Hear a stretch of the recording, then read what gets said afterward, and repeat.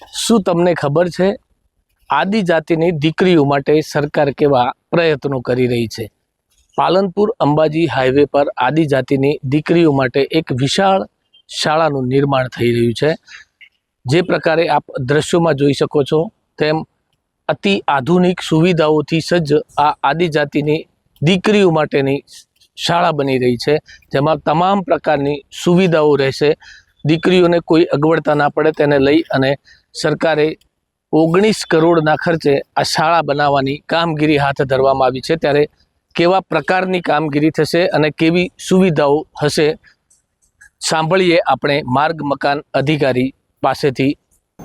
ગુજરાત સરકાર દ્વારા આદિજાતિ કન્યાઓના શિક્ષણ અને ઉત્કર્ષ હેતુ અંદાજે 18 કરોડના ખર્ચે ગુજરાત સરકાર માર્ગ મકાન વિભાગ દ્વારા આદર્શ નિવાસી કન્યા શાળાનું બાંધકામ હાલમાં પ્રગતિ હેઠળ છે।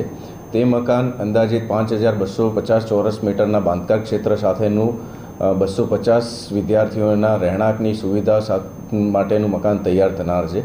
તેમાં મુખ્યત્વે સુવિધાઓની અંદર 250 વિદ્યાર્થીનીઓ વસવાટ કરી શકે તે હેતુના તેમના રહેણાંક ખંડ, એટેચ ટોયલેટ બાથરૂમ સાથે સ્વાસ્થ્યની સુવિધાઓ ઉપલબ્ધ થઈ શકે તે હેતુ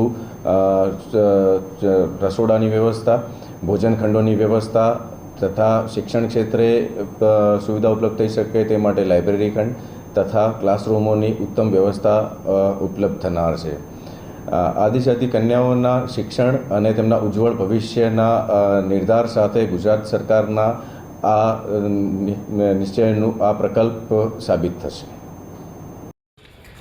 આપણે જોયું જે પ્રકારે દ્રશ્યોમાં કેવા પ્રકારની શાળા બનવાની છે, અધિકારીએ પણ તમામ સુવિધાઓ સજ્જને લઈ અને જણાવ્યું। ત્યારે ગુજરાત સરકાર દ્વારા જે પ્રકારે આદિજાતિની દીકરીઓ માટે શિક્ષણનો વ્યાપ વધે તેને લઈ અને અત્યાધુનિક શાળા જે પ્રકારે બનાવવામાં આવી રહી છે, તે શાળામાં આદિજાતિની તમામ દીકરીઓને તમામ પ્રકારની સુવિધાઓ મળી રહેશે। રમેશ પટેલ, આદર્શ ગુજરાત નેટવર્ક, બનાસકાંઠા।